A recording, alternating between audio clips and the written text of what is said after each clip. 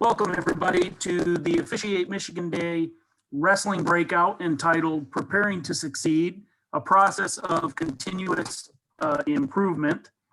Your presenter for this evening's presentation is Shane Reisner. Let me hand it over to him. Hello, everyone. First thing we're going to do is ask the question, what makes a great wrestler? Please grab a piece of paper and a writing utensil, and over the next minute, I would like you to write down the characteristics that come to mind. So we're going to give you a minute here to write down the characteristics that come to mind, what makes a great wrestler.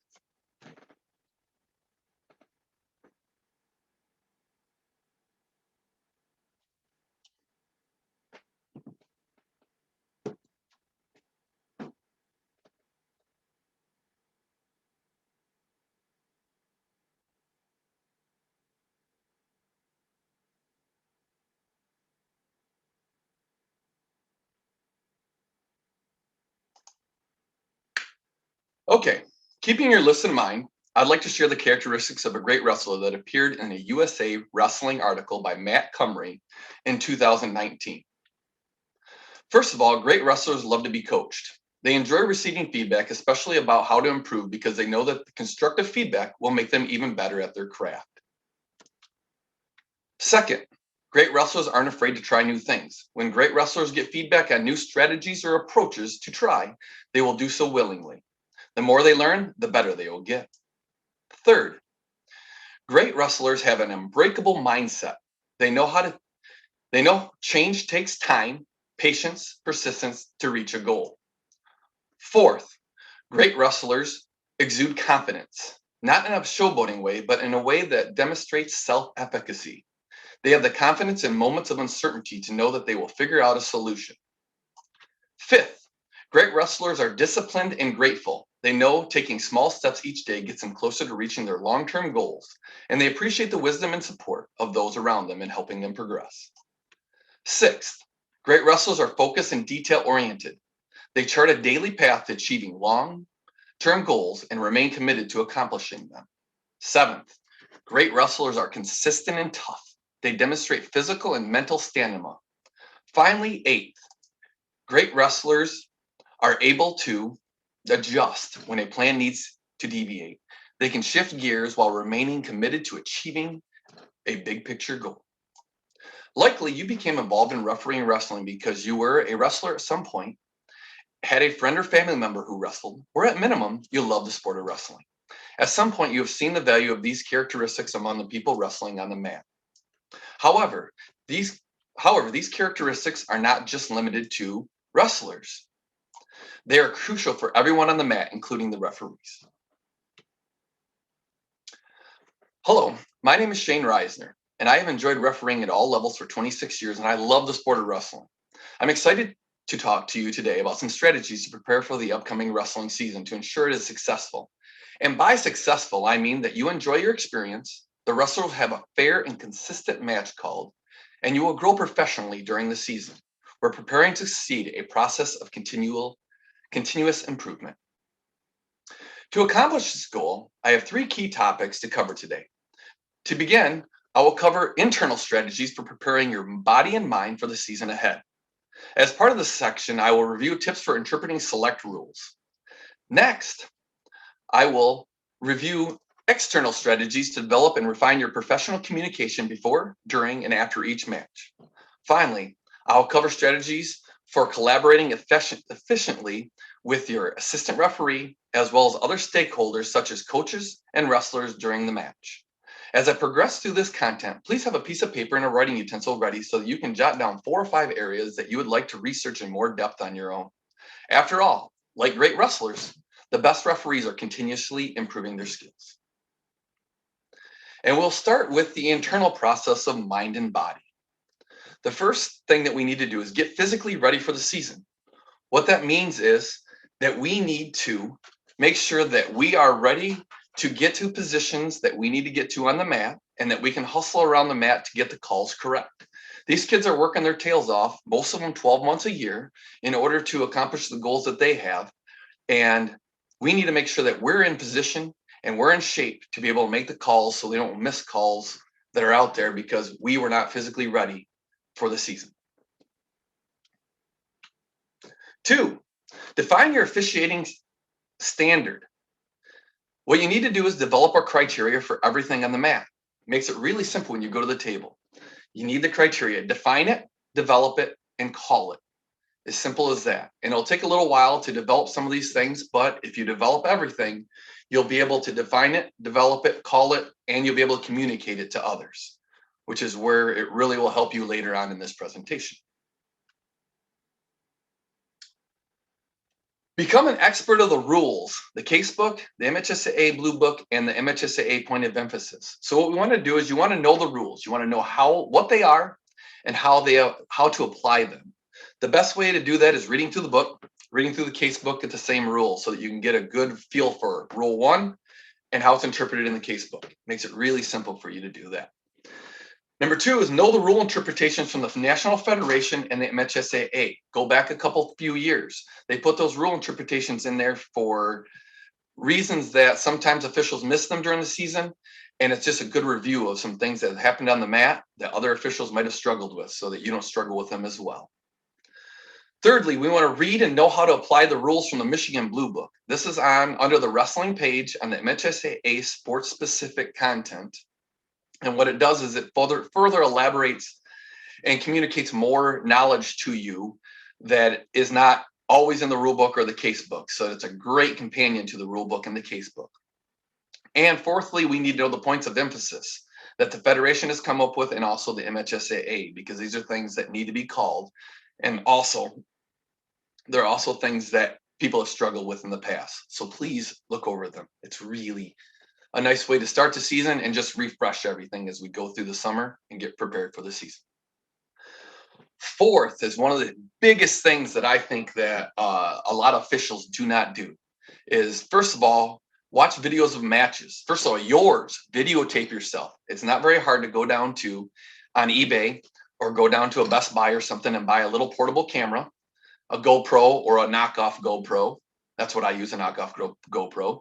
Charge it up. You can get 2-3 hours of battery life on that. And you buy a small stand for it. You can put it right at the table. You're going to record 2-3 hours of your match. You're not going to get everything, but the cool thing is you're going to get a lot of things, and you're going to notice some things that you're doing that you need to improve on, or maybe you're doing things that you don't notice, like you're tugging at your shirt or you're scratching somewhere that you shouldn't be scratching while you're out there. It just helps you develop more professionalism and get better with your calls that are just out there. Second thing is watching others. It's a great way to develop. Flow Wrestling has a ton of matches out there. YouTube has a very large library of matches as well, and so does Track Wrestling. And there are Facebook groups out there like Wrestling Officials and Wrestling Officials Only. And those groups only allow wrestling officials in, so there's no outside feedback. It's all referees, which is kind of nice. People post things of tough calls that they've made that they think they missed, or they might have got right, but they just wanted some confirmation on it. But it's a great way to find some videos that are out there. And remember, when we're watching videos, the first thing is we're not picking on any official that's out there, because we're all out there to learn. We've all been put in situations, and who knows how we would have made that call if we were put in that situation. What we're trying to do is evolve and learn. And what we need to do when we're watching videos is we want to watch not just for if the call's correct or not. We want to make sure, is he in proper position, the referee? Is he verbalizing? Is he talking out there while he's verbalizing? Is he in control with his nonverbals? Make sure the verbals and nonverbals are in control. Is he too close? Is he too far away? What is he doing to get this call correct? So that's one of the things we're looking at. And we're also going to evaluate the assistant in the same manner. So as we watch videos, keep that in mind. We're not just concerned about if the call's correct or incorrect. So what we're going to do is we're going to exercise watching videos. And here's the first video that we're going to watch. And I'll play it a couple times. There's no sound of this video. I apologize. But let's watch this a couple times as we go through here. You see right there, the referee signaling 2. Now, as we watch this, we go back and watch it again. Watch it one more time, and then we'll detail through this. You'll have your idea if you think it's 2 or not 2.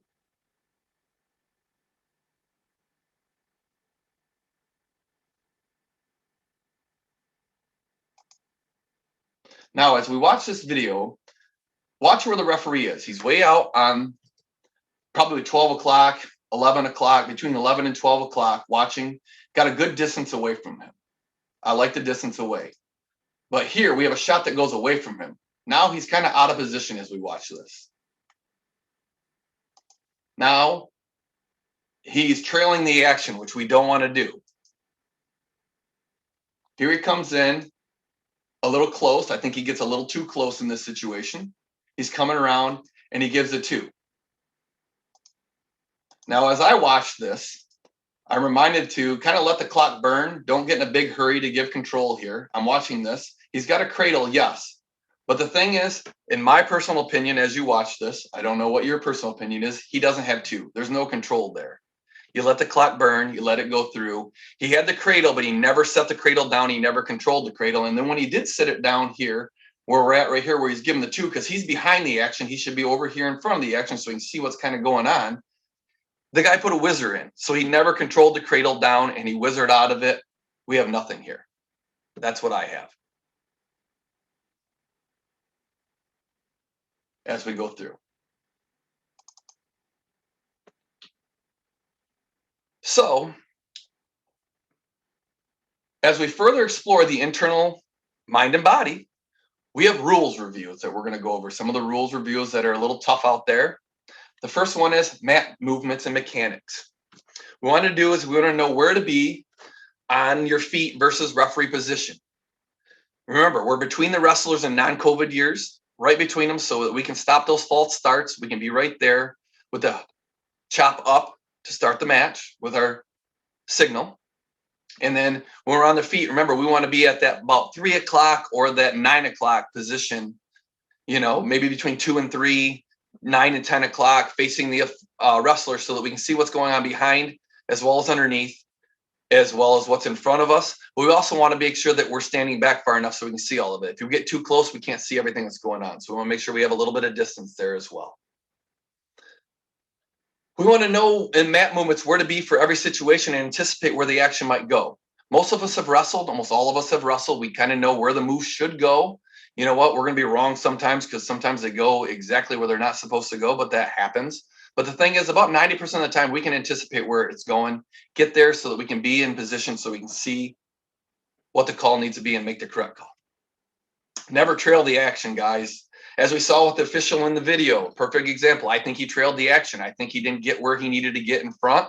And as he was trailing the action, it's hard to get that call right because he didn't see the fact of that cradle got let loose and the whizzer came in. So we want to hustle to get in the position. And that goes all to the fact of the first thing that we covered. We need to get in shape. We need to be ready for the season so that we're physically ready to be able to hustle where we need to go to get in position.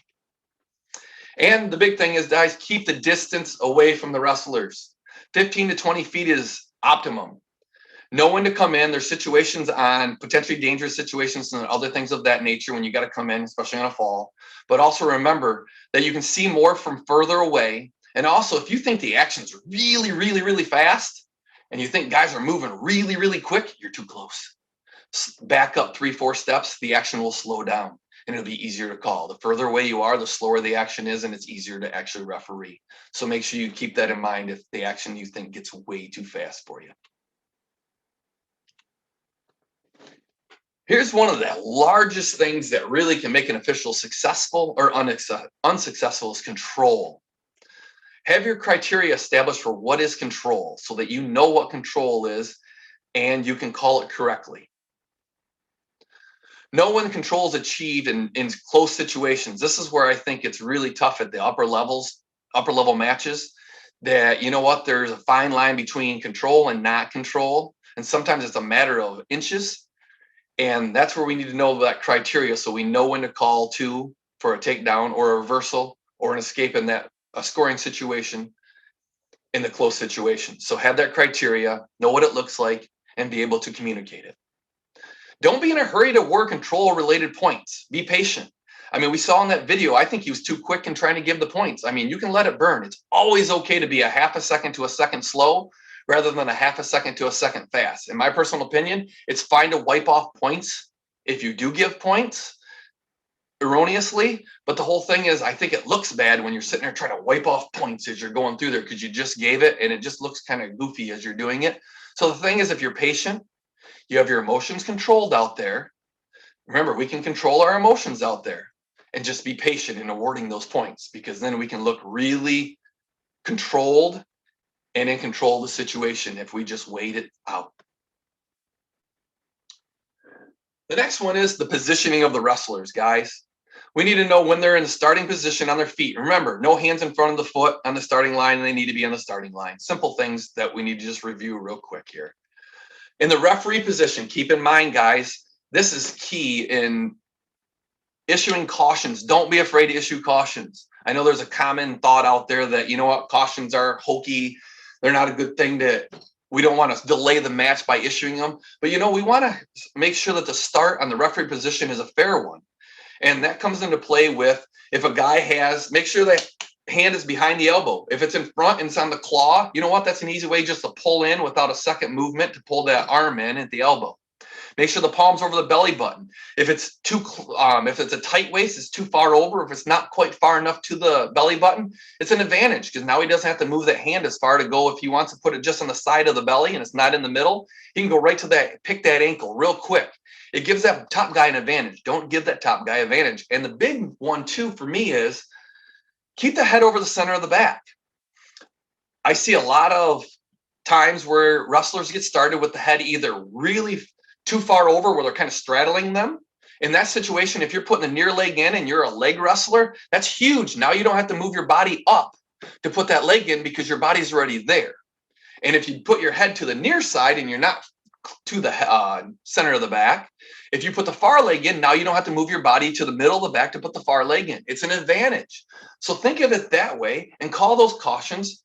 And wrestlers will adjust to how you call things. If you pop the first guy in the first match, if it's at 103 for a caution for not putting his head over the center of the back, I guarantee the next 13 matches, the head will be over the center of the back. It's really easy. But the thing is, you don't want to give that top guy an unfair advantage on the bottom guy. So make sure that we're calling those cautions in the positioning of wrestlers. And here we have a great video on control, guys. Let's watch this.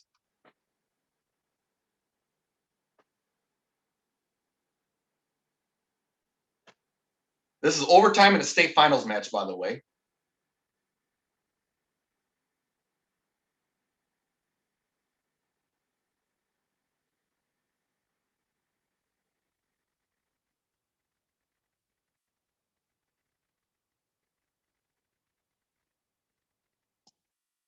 So let's watch that again.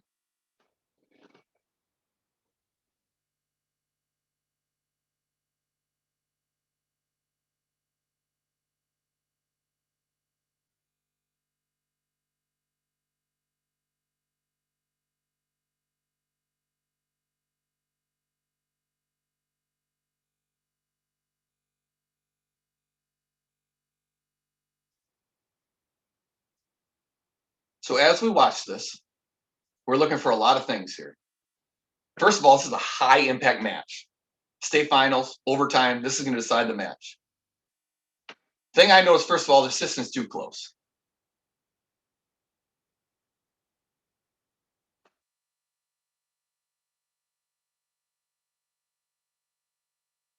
I like the motion of the head referee. He's signaling no control. He's making sure everybody knows he has nothing. But as we go through here, I like the patience. Remember, we want to make sure that we are watching this as we go through and we're letting the clock burn a little. He's close. He's really close here. He's got the leg kind of in. He's coming down. But is it beyond reaction time? He's coming through here. And as he comes through, he hooks that leg. But look, he loses that hand on that other side over here where he is here. And the kid's rolling through. It's really close. It's really close. But I think he doesn't have to quite yet until he sits all the way through. And the reason I showed this video is because, first of all, look at his positioning. He's right on the line.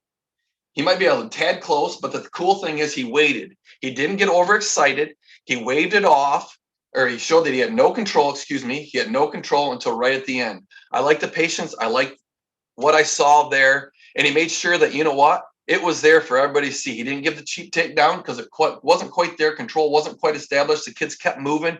He never quite controlled everything on the bottom wrestler until right there at the end. Good call. I like the way he called it. And I like the patience. So the thing is, these are good videos to watch to show where you need to be. The assistant, I think, is too close. I don't think he needs to be in the wrestling mat. And also, he's not on the line where kind of he needs to be in that situation, in my personal opinion. Now, moving on, illegal moves and technical violations. Familiarize yourself with their nuances. Make sure you know with a legal move, we stop it right away. Technical violations, if the technical violation occurs during the move or movement, you let it continue. If it doesn't happen during the move or movement, you stop it right away. So if they lock their hands while they're in the middle of a switch, you know what? We keep it going. If they lock their hands, then they start a switch, we don't want to have any free moves. So don't allow free moves to happen. Make the call, guys. This is the big thing in illegal moves. I see it often that there's certain things that don't get called. We ignore certain things. And I don't know why we do that when it's in the rule book. Like hands to the eyes or raking the eyes or the face, that's illegal every single time. Inadvertent or not inadvertent. If it happens, he gets poked in the eye, it's illegal every single time. Call it. It's a pretty easy rule. And you know what? Eyes are precious. And it doesn't take much to pop them or hurt them. So make sure we're calling this. Get kids out of the eyes. They don't need to be in the eyes. I've never seen you see a lot more right now that everybody's trying to get in the eyes to set up a shot. There's no reason for it. You don't have to touch the wrestler to blind them if that's what you're trying to do. You can just put your hand up like I'm doing my camera. I'm blinding it. You don't have to touch the wrestler. So call the hands to the face or raking in the eyes or poking the eyes. Let's get rid of that out of wrestling. It needs to be there. Study the difference between scissors versus draping scissors. Know the difference. There's a big time difference. Draping scissors have no pressure on the neck or on the neck at all. And remember, it has to be underneath the armpit. Scissors have pressure. So as soon as that draping scissor turns to where it's extended out and puts pressure, it's illegal. So don't let guys get away with draping scissors that are actually scissors. Call it. There's a new move out there, guys, that is coming to fruition, and there's a couple powerhouse programs that use this, and they call it this too, which surprises me that they actually call it this. It's understand what the assassin is. It's a move that's out there. There's some literature on it. There's videos on it. Find that. Find the videos. Find the literature that shows what it is. But it's highly illegal. It's a choking move. It's almost a submission move. It is illegal. Don't let guys do it.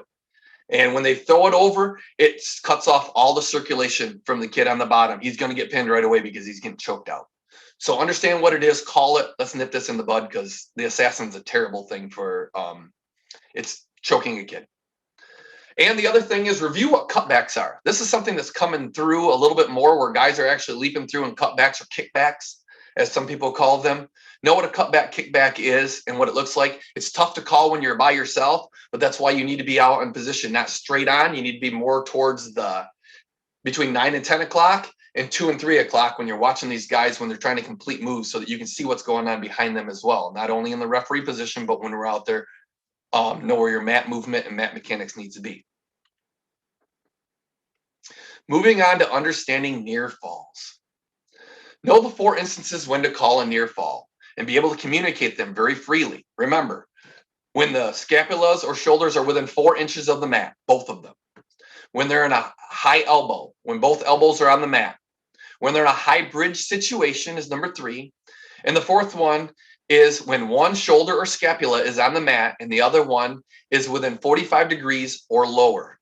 Make sure that these are met. Don't be counting at 50 degrees. Don't be counting at 60 degrees or 45 or 65 degrees or 90 degrees, heaven forbid. But make sure that they're at 45. Make sure they're either on a high elbow, high bridge, or on their elbows, high bridge, or both shoulders or scapulas are within 4 inches. Perfect the count to 1 second. Know that it's 1 1,000, 2 1,000, 3 1,000. And make sure you verbalize that first count loudly. You could have 3 ones. 1, 1, 1. So everybody knows if you got to 2, because 2 is the magic number to get 2 points. Hustle into position so you don't count on your feet. We don't want to see officials counting on their feet. I don't want to see someone go to 5 count. You can count in your head as you're going down if they're in that position and they're controlling them, but you got to make sure that they're controlled in near fall. No roll through near falls, guys. We want to make sure they're controlling that situation where it's not a slow roll through or a fast roll through that they get cheap points. We want to make sure they're controlling that situation and they earn the near fall that they're given. As we look through this, here's another one of the exercises with a video that we have here, showing what we just talked about with a cutback, guys.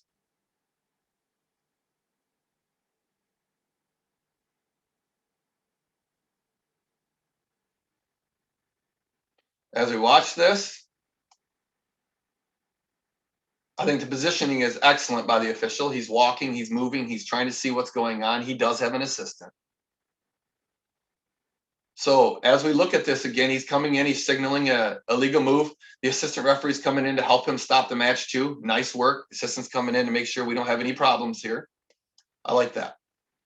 So as we watch this video, what we're looking at here is, this is a very slight cutback, but nonetheless it is one. See, he's coming here. He leaves his feet. See, the feet is left. So as he's leaving his feet here that we see, he's airborne. That is what a cutback is. They need to be airborne. Boom. He's coming through. He hits that leg with the butt right here. Boom. And he hits this leg with the foot. That's a cutback. Textbook, guys. That needs to be called. Boom. Now he's taking him down. Yes, in this situation, it's pretty innocent, but still, to the rule, that is an illegal move. They get much more violent than that and much more aggressive than that. So that's what a cutback looks like as we're coming in. I like the signaling of the official. I don't know how loud he was with his whistle. This is a good point to know that when you're going to be blowing our whistles, you know, we have a ability to blow it kind of two levels. One kind of to start the matches, and the one when you have a legal situation where you need action to stop, blow it a little harder, make sure you're nice and loud so that wrestling stops. As you see, he probably didn't blow his whistle as hard as he needs to in this situation because the assistant and him both had to come in and get this thing stopped. So keep that in mind as you're seeing illegal moves and you want stuff to stop. Make sure you blow that whistle nice and hit it nice and hard.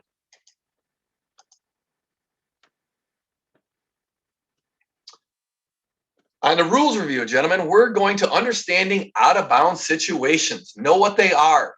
In high school wrestling, it's become very imperative that you know where you need to be to get it to the line in out-of-bounds situations. Make sure you're hustle over that line so that you're in the proper position. Because if you're trailing the action and you're not hustling to get to the line, a coach can have a disagreement with you, or it just looks bad that you're making a call. You might have seen it. You might have got the call. You might have nailed that call, but it just looks bad to everyone watching if you're 5 feet behind the action blowing the whistle. Get there, get to the line, be there first so that you can be there to watch the action come to you rather than trailing it. This is huge in high school wrestling now because we have supporting points. It's a little more difficult than it has been in the past with now the supporting points. So know what the supporting points are and how they relate to scoring in out-of-bounds situations. Know you got your knees, your hips, your hands, your head, your feet in some situations. Know what they are, how it plays into the out-of-bounds situations, and how to call them with near falls versus non-near falls. If the knees are above or in the line when they go out of bounds in a near fall situation, we keep wrestling continuing. They score the 2 and we count the near fall if they're in a near fall situation. We have non-near fall when the knees are out of bounds or not above the line and out of bounds. So the feet just land in, or the shins, and the knees are out of the circle there. So make sure we know when near fall happens and when it does not happen. And the other thing is, guys, we're stopping action at the edge of the mat when they're not out of bounds, when they still have 2 supporting points in. Make sure we're not doing that. Make sure we're letting that action keep going and not stopping it too early, because a lot of times we're stopping action that they're moving and doing things and the guys are not out of bounds. So make sure they're out of bounds and study those supporting points because they'll come in key in a lot of close situations on the edge of the mat. And let's watch this as we go through out of bounds, what we have here. It's kind of a quick video, so watch quickly. That's the video, so let's watch it. It's only about 3 seconds. I apologize that it's a small one, but I kind of like the video.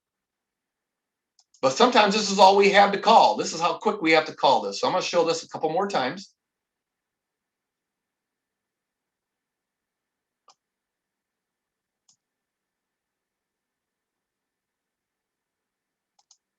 So I like the positioning of the referee. He gets on the line. He's right there. He's looking at it. He's signaling no control. He's watching it. Frankly, I'm a guy that likes to be back a little further because I can see a little bit more. I think he's a little close, but you know what? He's right there where he needs to be. So as we come through with this guy's bringing this guy down. I'm going to get rid of this. Sorry about that. And boom, he comes through. Now we see the butt's out of bounds of the defensive wrestler and both feet are up. We're going to assume the other one's up because he's watching it right there. What we do see is this knee here appears to be out of bounds.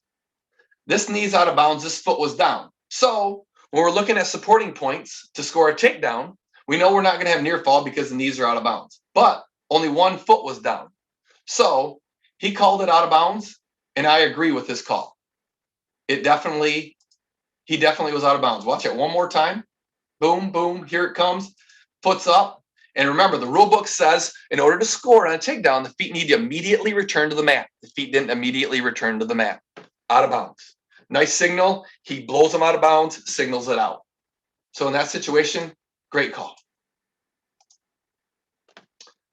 Now we're going to come to probably, this is why you need to develop a criteria. It's probably the easiest call on the mat, most controversial. For some people, it's not so easy, but I really, really enjoy this call if you know your criteria and you know what you're looking for. And it's not that controversial if you have a good criteria so that you can tell the coach or a person who's questioning you on stalling. Remember, here it is green, here it is red. Call them. So the thing we want to do with stalling is know stalling, understand stalling, know what it is, develop that criteria, define it, develop it, call it. In the neutral position, I'm going to go over these quickly, guys, because Sam Davis made a great presentation in the day for the Officiate Michigan Day that you can check out. He goes into a lot further dialogue and dissects this a lot more. So we're going to go over this very quickly. In the neutral position, it's very easy to count takedowns and shot attempts, not fake ones, not slapping the leg. I mean, legitimate takedown attempts or shots. You count them all match. I have a rule, 3 up. You get 3 up, the other guys you're going to get, if the other guy has 3 takedown attempts and you have 0, you're going to get a stall warning. It doesn't matter if he shot twice in the first period and then the third one was 10 seconds in the second period because you went neutral. That's a stalling. You're not working on your feet. Call that. 3 up makes it really simple. When the coach comes to the table and asks you, why'd you call stalling on my guy? Because the green wrestler has taken 3 shots, coach, and your wrestler has taken none. Real simple to call it. Count shots. And guys, in the out of bounds situation, and in the neutral position, you can't back out of bounds. They don't get freebies here. So if they take 2 steps out of bounds, call it. They take 1 step out of bounds that doesn't make sense. Call it. If they're not going out of bounds in an action situation where someone's actively trying to secure a takedown or complete a takedown reversal, or a takedown, excuse me, because we're in neutral, call it. If they back out 3 steps, call it. It's a simple call. Call these guys. Keep them on the mat. Very simple. And Sam hammered home the 10-foot circle. Keep them in the 10-foot circle. We don't have to worry about going out of bounds. I tell them in my pre-meet that. If you're in the offensive wrestler, we're moving on to the offensive wrestler. See where the pressure is directed, guys. See, is it being directed straight to the mat? Or is the pressure being directed east to west or north to south? We want to see where it's being directed. If it's across the body or going forward or to the side, we know that he's working that. If it's not, that's especially crucial with legs. When they're put legs in, where's that belt buckle? Imagine they have a belt buckle right in the center of their, right where they wear their belt buckle. Is that belt buckle going straight down to the mat? If it is, they're not working legs. They're riding. If that belt buckle is going east to west, across, they're using it. It's a good way to picture it. It's a good way to explain it.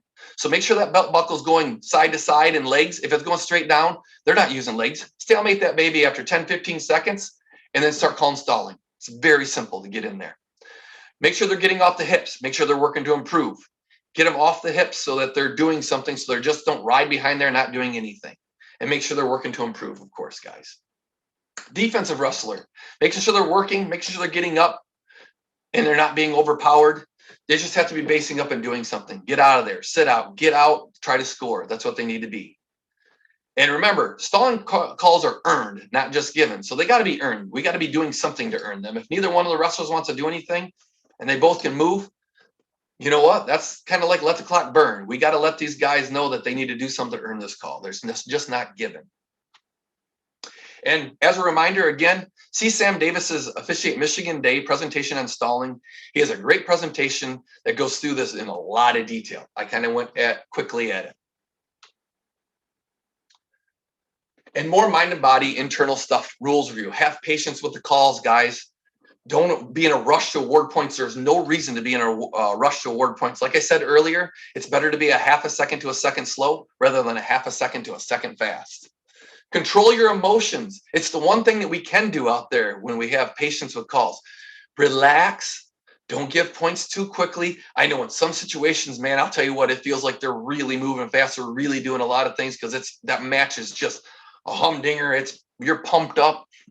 You're feeding off the crowd because, man, it's an unbelievable match, and we have the state finals coming down to this match. That's when you need to control your emotions, breathe, relax, show everybody that you're in control of all your emotions, so we can control our own emotions internally, and make sure we're not giving points too quickly when they're not earned.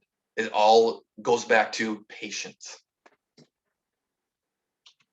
And here's a great video. This is kind of a teaching video, so that's why he's kind of talking a little bit, but he's also verbalizing as he goes through. Watch this. This is a great example. Here he comes through. Watch. He's right where he needs to be. He's on the line. Boom. We go out of bounds. And great signal, by the way, too. Look at the signal. He's all by himself, so we're looking at one referee here. Here he comes through. Guys are kind of working. And boom. The blue wrestler, in that case would be the green wrestler, backs off the mat. This is a really easy call that's being missed. Watch this. Boom, boom. He backs off 3 steps. Boom. Stalling every single time. Every single time. And as you see, he's verbalized a work center. Boom. Out of bounds. Great signal. And hit him with a stalk warning. Very simple thing there, guys. It's getting missed. So we need to make sure that we're calling those things out on the mat as stalling. As we go through communication, guys, this is the external part of officiating. The start of the external part is communication. First of all, we want to demonstrate professionalism. And how we demonstrate professionalism is very easy. In verbals, make sure that we're not yelling at people. Make sure that we're talking with, make sure we're talking in a nice manner. When it starts when we arrive at the school, make sure that we greet the people that we need to greet. Make sure everybody knows that we're there and who we're there to see. The AD, make sure they know that you're there. Find a place to change if we're changing in the locker rooms, as we normally do, rather than what we did this year. And make sure that we're not shouting at anyone. Nonverbal. Make sure that we're not placing our hands on our hips ever during the match. It looks terrible. Or that we're crossing our arms in front of us. It just shows bad body language. Do not show that you're disinterested or disengaged while calling a match as a head referee or as an assistant. It just looks bad. And don't make faces. Everybody sees it. So don't be making faces out there. And as we are professional, we want to make sure it starts when we arrive at the school. Make sure we dress the part. Don't look like, sometimes, unfortunately, we have to come from work. Make sure you dress as nice as you can. Try not to arrive all dirty. Make sure that your uniform is pressed and not come out of a gym bag all wrinkled. You want to look the part and dress nicely. Be professional with all the interactions. And one of the big things that can doom an official is never talk about inappropriate topics with anyone or make offensive jokes. Silence can't be misinterpreted. So keep that in mind as we go through as you arrive at schools and you interact with people, guys. It's foolish to have a good career derailed because you made one comment that someone took the wrong way that you shouldn't have made. Remember, we need to develop and conduct a pre-meet. So make sure that you know what you're doing in your pre-meet. Pre-meets can set the stage for everything to be successful for the whole night. First thing in pre-meets is inspections. We need to do them. We need to look at the guys, make sure there are no skin conditions and everything that we need to check them out with. If they have a skin form, make sure it's filled out properly. Have a well-prepared pre-meet, 2 to 3 minutes. The things I like to cover is I like to cover good sportsmanship. I like to cover a good handshake at the beginning and end of the match. I like to cover what I expect on your feet in terms of stalling, and I want you wrestling in the center of the mat. I always verbalize those things. Also, we want to what you expect in referee position on top, on bottom, how to get in referee position, foolish or lose points as cautions, how to behave properly out there so you don't get unsportsmanlike conducts, and then anything else that's kind of that's come up like an assassin or something of that nature, some moves that people are doing, so you can cover it real quick. 2 to 3 minutes at max. 2 is preferable. Remember, you'll lose them if you go too much, and then answer questions if anybody has any questions. It's good to have the coaches in there, but a lot of times they're not in there, so they can hear that as well. And I have an example. If you guys want to see one, just let me know. What you need to do is set the tone, guys, in a match with communication here. Set the tone. That means if you said you're going to do something in the pre-meet, do it. If you said you're going to call stalling because they ride the hips, it's going to be a quick stalemate and then it's going to be stalling, do it.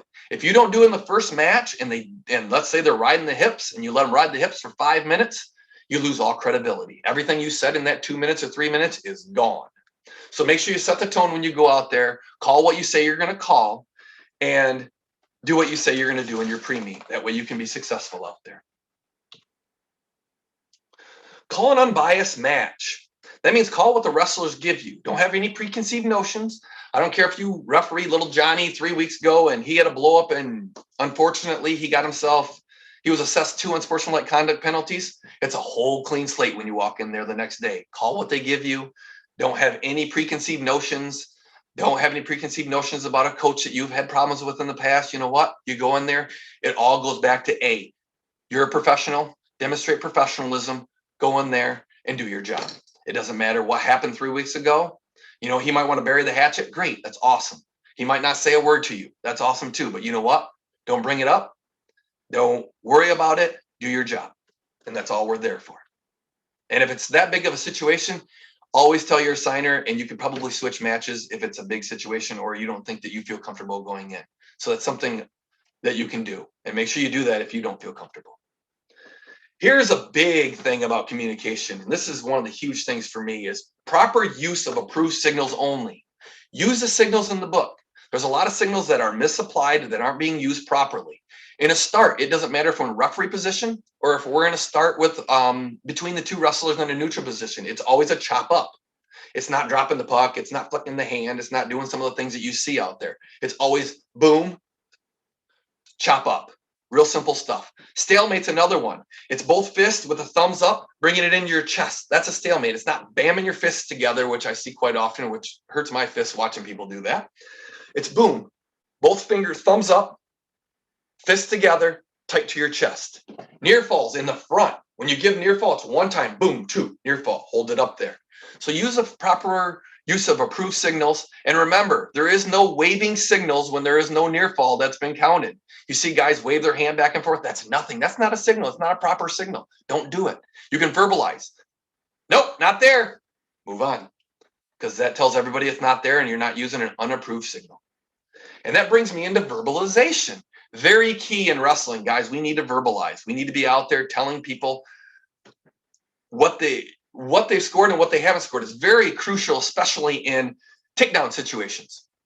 Because if we have a situation where they take him down with a bear hug, the bear hug stops right where they're sitting up and it doesn't a continuous motion to their back. At that point in time, we need to make sure he knows, because he needs to let go of that move, because now it turns into a locked hands because it's not a continuous move to the back and near fall situation. So we need to verbalize 2 takedown green, 2 takedown green, loud enough for everybody that's near the mat and on the mat to hear. So they know what it is. It's not just 2. We don't know what 2 means. Make sure you're verbalizing and using those signals so that everybody knows what the score is and what was scored. It'll help you, especially with the book, so they can get it correct. As we move on here, key things that we just took away from communication there, guys, is that we need to make sure that we're verbalizing, using the proof signals as we go through. Here's where we're gonna practice this in communication. This is kind of collaboration as well. And how many have seen this? We'll watch this video 1 time, so watch this. I love the enthusiasm. Love it. I like a coach like this. As long as he's not yelling at me, he's yelling at his wrestler, that's great. You know what? He's passionate about this sport. Looks like he's been doing it a while. Frustrated he didn't get a fall. We can all tell that too from being around wrestling. But the thing is, this is one of the things that you can do in your pre-meet when you get to the school early that I didn't mention earlier. We're in a tournament situation. And as we look here, he's kind of all over this mat. He's not doing anything too egregious. He's coaching. He's animated. Love it. He hasn't crossed that line. So you might, assistant might want to remind him what that line is. But here, We have 2 chairs in the corner and we have no taped line. I know some officials think it's not good to have a taped line there, or they don't want to do it, or it's a waste of tape. You know what? It's very key. Get a line there, because now he is flopping all over this whole area and he has this whole area to occupy, and there's no penalty for it if he crosses that line, because guess what? There is no line. Get a line on there, get it on the tape, and we've all seen this coach. And with communication here, we're going to engage with how to engage with coaches effectively. What we want to know is the difference between misconduct and unsportsmanlike conduct. And these are things we don't want to have happen. We don't want to make these calls, but these are situations that we get put in and we got to enforce the rules. So remember, they come to the table, question judgment. It's a misconduct. The first one's a warning. It always goes against the head coach. Second one's a point, and the third one's 2. So we want to make sure, and ejection, but we want to make sure that we know what the difference between misconduct and unsportsmanlike conduct is and how they get called. If they're in the corner demonstrating poor behavior, that's an unsportsmanlike conduct immediately. So we're going to make that call. So know the difference between the two. These are things we don't want to call, but you know what? Sometimes we have to make the correct call there. He doesn't get a warning at the corner. He gets a warning at the table for misconduct. Unsportsmanlike in the corner. Make sure we're calling that correctly. And how to handle objections on the mat. Make sure that, when you go to the table, the first thing you want to do is listen. You want to listen to learn. I'm going to tell you a funny story, something that happened to me many, many, many years ago, and I learned it very valuable. I'm out there, I'm in a heated match. It's a great match. We have just 2 teams that are top notch. Match is a heated one. I just get done making just a humdinger call. I'm feeling really good about myself, and I got a lot of adrenaline pumping through my body, and I'm like, yeah. And the coach goes to the table. And it happens to be a coach that never really goes to the table. So I'm sitting there thinking, why is he going to the table on me? I'm thinking, you know what? I'm going to tell him what's up. So I walk over there, and I'm feeling really good. I got all the adrenaline in my body. Coach, I made this call. Da da da da da da da da da da da da da. This is why I did it. This is what the call was. And this is why it was. And then I let him talk. And after I explained everything to him, I felt even better because, man, I was feeling it right then and there. And the coach looks at me and goes, Shane, score should be 5-3, shouldn't it? And all that feeling good went boop, all the way down to feeling miserable, because guess what? He didn't even care. He wasn't concerned about the call. He just wanted the score to be right. So that's why when we go to the table with coaches, let them talk first. You never know what they're going to say. Even if you just had a humdinger moment, they might just tell you, you know what? The clock ran an extra 10 seconds. The score should be 5-3. And that taught me a valuable lesson many years ago. The coach speaks first, let them talk, and then you can explain the call or explain what they're asking. Handle objections with the calls on the mat that way, so that the coach has the opportunity to talk. And if they go to the table, go over there in the next stoppage and talk to them. I've seen a lot of coaches go to the table, the referee ignores them or waves them away. You don't do that. Go to the table, talk to them at the next point when you can stop the match. That's what we want to do. That wraps up communication. Now we're going to the external part of collaboration. In collaboration, we're going to start with probably one of the more important people that can be on the mat to help you as a head referee, and that's the assistant referee. We want to know the roles and responsibilities of the assistant referee. Know them. It's in the blue book. That's where we can go in that sport-specific page on wrestling. Look at the blue book. There's a lot of roles and responsibilities in there. Know the position on the mat, where you need to be as opposed to the head referee. You always want to be 180. The assistant referee should be outside the circle at almost all times. There's not many times where they have to be in the circle. You can see a lot of stuff from outside of the circle. Make sure you're backed up far enough. You don't want to be run into. You don't want to be in the way of the head referee. And you always give, it doesn't matter where you are in the position. If the head referee runs over and he wants that position, you yield that position to the head referee. So make sure you're looking at where the position is and the role responsibilities of what you need to be doing. Make sure you're watching that clock and the responsibilities. If it starts and stops, that's your job, and making sure the points go on the board so everything is correct. That way the head referee isn't solely out there doing that. That's your job. Make sure the clock starts, stops on time, and making sure that the points are up there so that the coach, you know what, the correct score and the correct time keeps coaches in their chair and keeps everybody calm. And that's what we want. And you're out there to help the head referee. Now we're going to watch, let's practice the assistant referee. This is a good one. We're going to watch this a couple times because there's a lot of stuff that happens in this match. First of all, look where the assistant is.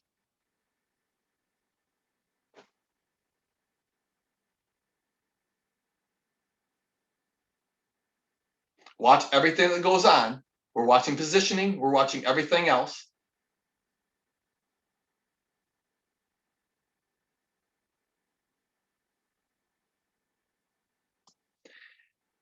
And just so you know, I've seen a wider angle version of this. This is a better quality video of it, though. The wider angle shows a lot more of the gym. This is a lot better video. So here we go. We have a fall. Now we have the coach who had the fall on the mat. Now we have the other coach who won the match on the mat too. So keep that in mind as we go through here. So as we're watching this, the head referee, he's in pretty good position. He probably should be a little further over here if he's looking for the fall, but he's getting over there. But sometimes you got to go back. But here in the situation, he gets over there. He gets over there kind of quickly. Still trying to figure out why the assistant referee's here. He can see everything from way over here. He could be a step or two in, but he can still see it. He is almost on the 10-foot circle. He's almost touching these guys. Why he's there, I do not know. Way too close. Way too close. So now the head referee comes around, slaps the mat. Good technique there. Now, that's a good job by the assistant referee to do that, to back everybody off. But at this situation, we have another call. We have a fall. Call's correct. We have a coach on the mat here who comes all the way in the cylinder. And we have another coach on the mat who comes in the cylinder on the other side. So as we watch this, these are calls that, you know what, have to be made, unfortunately. And I know it's excitement, but you know what? You have penalties on both coaches for coming on the mat. They know in a dual situation, they should be 10 feet back. That gives them a little bit of room to, and it looks like this gym had one mat, and the coaches' chairs are a little close. They look like they're about 4 or 5 feet. Set up the gym properly. That can help alleviate these kind of situations where they step in front, they're not on the mat, excitement happens, and they're jumping around, they're still on the gym floor. There's no harm, no foul there because the match is finished. But both coaches were in the cylinder, so we have penalties on them as well. So the thing is, in your pre-meet, if you set this gym up correctly so that they're 10 feet back, you don't have these kind of calls because the coaches aren't that close to the mat, or you reduce them significantly. You could have the call, they could be running out there, but that's what you need to do. And secondly, if you're an assistant in this one, look at your role responsibilities. You should not be that close. And he never moved. He was a tree out there. Make sure you're moving too as an assistant. You want to make sure you get around and checking out the backside at 180 from the head official. He never moved once. So we want to make sure we're doing that. Be a good assistant out there for your head referee. In collaboration, we want to select a mentor or mentees, or a mentor or mentors. Be a mentee. Who do you admire and respect? Who has accomplished goals that you set for yourself? These are people that you want to approach to be your mentor or mentors so that you can grow as an official. Mentoring can happen at any time. It can be informal. You know, you might work with someone who's not really an official mentor of yours, but you know what? They've done quite a few state finals. They've done things. They can watch you and give you a couple tidbits that you can learn from as you go through. Make sure you select those. Remember, the mentor-mentee must add value to the relationship, both of them. You know, to be a successful relationship, it needs to go both ways. The mentor is going to give a lot of time and effort in helping you get better, and the mentee needs to be able to reciprocate that. And that falls into these next two things. A loving critic. A loving critic is a mentor that will give you, it's from Tasha Eurich in her book, Insight. And what a loving critic will do is will give you constructive feedback in a nice way, but they're going to give you constructive feedback, and you need to take that to heart so that you can get better. And it's all in the Sarah model. And the Sarah model is you need to accept and be open to constructive criticism, or constructive feedback is what we like to call it. And what that is in the first model, this is where most people lie. And they always go to this right away. In the Sarah model, the first one is shock. How dare he tell me that I didn't get it right? You know, how dare he? And then you go to the next step, which is anger. Who does he think he is telling me that I didn't call that right? You know, so you got shock and anger. And then it moves over to resistance and resentment. You resent the individual for telling you that you did something wrong, and you resist it because there's no way that I did that. No way, you know, that I could have done that wrong. You know, as we break through, that's the first three. And we need to get over the first three in order to be better. And as we go in there, the next A in the Sarah model is acceptance. You need to be mentally accept. If you agree or disagree, you're mentally accepting that maybe I didn't do it right, or yes, I didn't do it right. And that's where we want to be when we have a mentor-mentee relationship. We want to get rid of the shock, anger, resistance, and resentment. And we want to go straight to the acceptance, because if you can accept it, you go to the next step, which is help seeking. We want to actively engage to change behavior and evolve and find ways to get a different result. Ask questions to improve. This is how you're going to get better. If you get rid of the shock, anger, resistance, and resentment, and you go straight to the acceptance and help seeking, you will get better. And you know what? This relationship will grow. So we need to do those things in order to be a good mentee and get better. Because if we're going in the SAR section of it, you're not going to get better. I remember just recently, an official I worked with asked me to look at him. I watched him officiate 4 or 5 different flights, 7, 8 different matches. Asked me to tell him if I saw anything. And I came up to him and he was going 1, 2, 1. And that was his verbalization for giving points. And I said, when you're out there and you're verbalizing, when you're giving points, you probably should say 2, takedown, green. 1, escape, red. And he looked at me and said, that's what I'm doing. Okay. So at that point in time, he was not in the acceptance and help seeking mode. Even though he asked for feedback, he was still in the shock, anger, and resistance, because guess what? He, in his mind, was doing that. And the thing is, he needed to understand that, he wasn't. And I just noticed it and I pointed it out. And at that point in time, that's when a mentor will kind of say, you know what? I'm out. I'm done. He's not going to listen. So he's not accepting this and he's not wanting to help seek. So make sure that when you're a mentee that you do those things. Otherwise, you're not going to grow. And that's what we want to be. Accept and be open to constructive feedback. Now, as we have explored the internal and external part of being an official, there's action steps that we need to take. And what we need to do, first of all, is we need to set goals.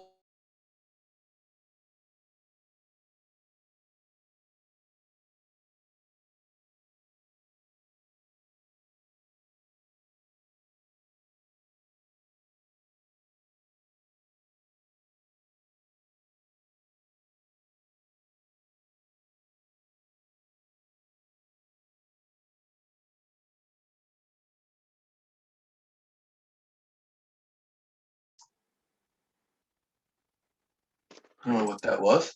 What that is a list of, basically, I make it a 6-pack. I call it a 6-pack. It's my 6-pack of things that I'm working on. It's my point of emphasis for myself. I have 6 things that I want to work on. It's an ever-evolving list that I'm going to change as the season goes on. You know what? If I get one thing down, let's say I want to make sure that when I'm giving near fall, I point to the front of my chest and only give it once and I come up. A couple times through the season, I have that perfected. I'm moving on to the next one.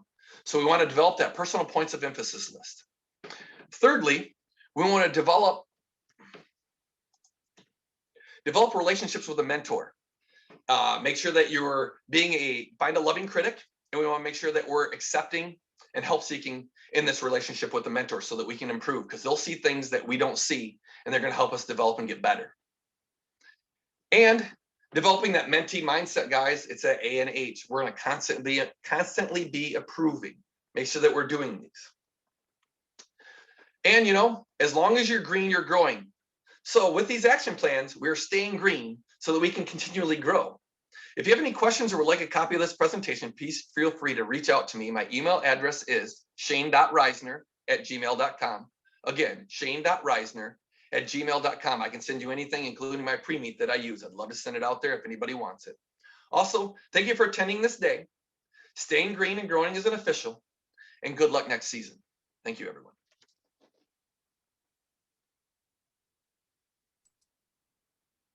All right, thank you, Shane. To everybody on this call, please remember that this is being recorded, will be released on July 31st. And then in addition to that, there are a number of other general officiating and sports-specific presentations that are available for you that will be for the remainder of the next 2 weeks, and then will all be available on the 31st as well. Thanks again, Shane. Everybody have a good night.